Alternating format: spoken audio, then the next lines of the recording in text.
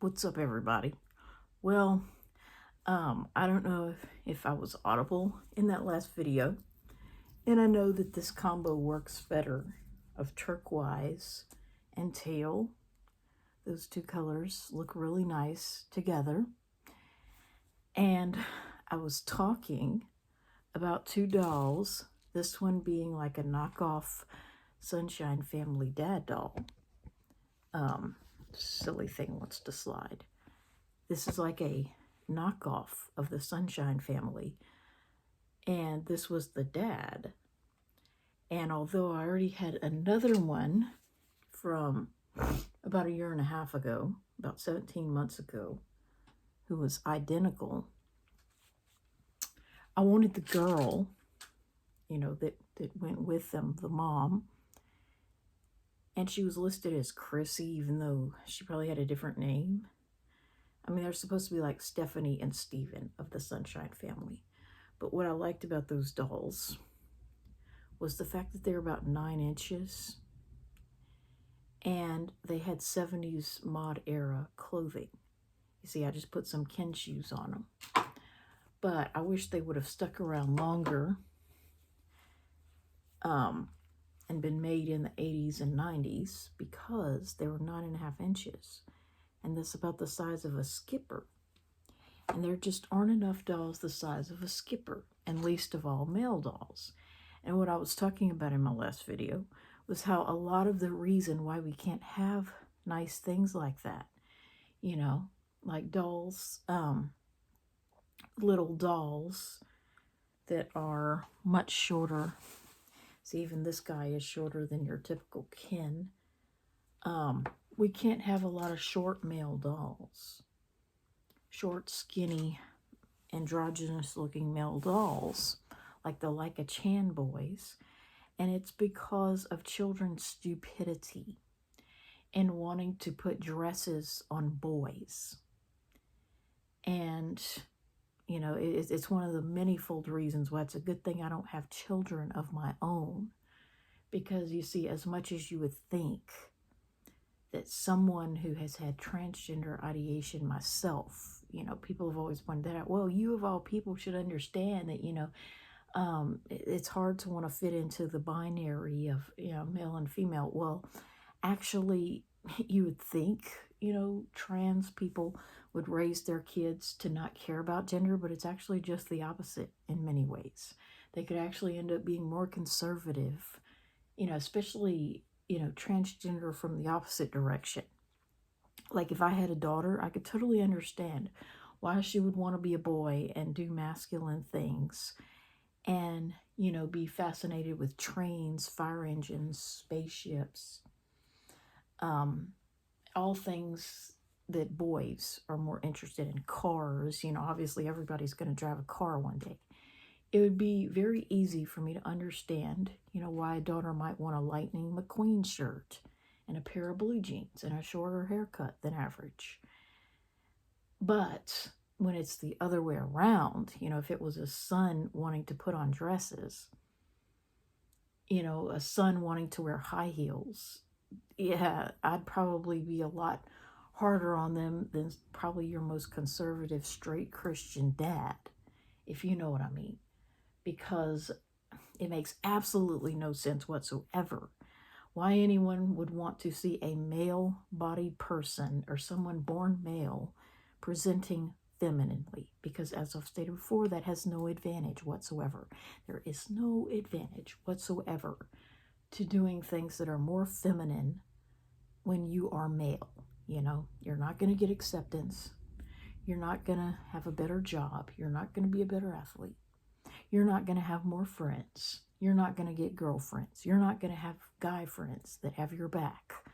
So there is no advantage to effeminacy in males, none whatsoever. You're making everybody mad. And, with females, there's the advantage that I've talked about. We get some of the advantages that men have, only we're trading off some acceptance, some love from our family, the right to participate in choir, of all things. That's why I never took choir. Despite having a relatively decent voice, I think, though some may disagree. Some may listen to me and think I sound horrible, but I could have done okay in choir. It could have been an easy A for me, perhaps an easy 100, in junior high. And it could have been a lot of fun. I could have made a lot of good, happy memories at Christmas. But here's the catch. I would have been forced to wear a short sleeve black dress in the winter. And, as much as my mom wanted me to think colds were caused by being cold, however incorrect, however scientifically inaccurate that is, she's told me that all my life to control me, to keep me from swimming in the summer and wearing less than an Eskimo suit in the winter. But so I was not going to sacrifice my comfort, my health, and more importantly, my dignity, to be forced into some short sleeve black dress all year long whenever they had a recital. At least with piano, you had some freedom of choice in clothing. You know what I'm saying? And a lot of the reason my first piano teacher didn't work out, other than she was a crap piano teacher, when I was in the 4th grade, and that's the only year I took from her, was because she wanted to enforce this all girls have to wear a dress no matter what time of year it is. She wanted to force every girl to wear a dress, even if it was December and a Christmas recital.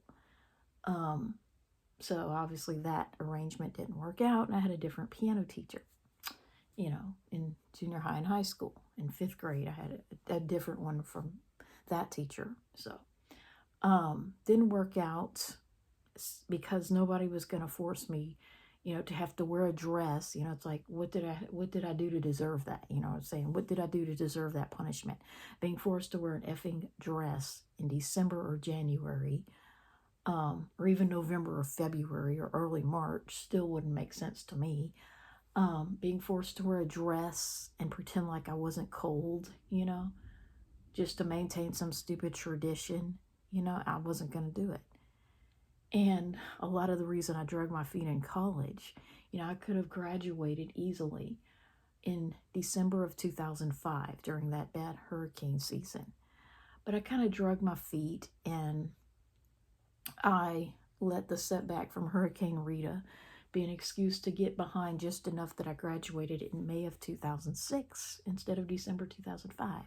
And a lot of it had to do with this expectation to wear a dress beneath my college graduation gown. You know what I'm saying? Just like in high school, you were supposed to wear a dress. And so because it made a lot more sense to wear a dress in May than it did in December, I dragged my feet and didn't graduate after the fall, because it has never made sense to graduate in December. Not only does it not sound like a graduation month, but more of a Christmas month. The thought of being made to wear a dress at that time of year, you see. To me, clothing should pertain to the time of year, more than your gender, especially as a female, and more than, what event you're at. You know what I'm saying? You should always dress warmly in the winter, no matter what. And you should say no to activities that require otherwise. You know what I'm saying? I would never play a sport that required me to sometimes wear shorts and a short sleeve shirt in the winter. You know what I'm saying? If some of the games are in the winter, but they expect you to dress exactly like as if it wasn't. I don't think that's fair. Do not think that's fair, that someone can force you to be cold in the winter just to maintain a dress code. You know what I'm saying? But men have nothing, they stand to gain nothing by being effeminate. If it's hot, they can put on a pair of shorts, not a dress or skirt.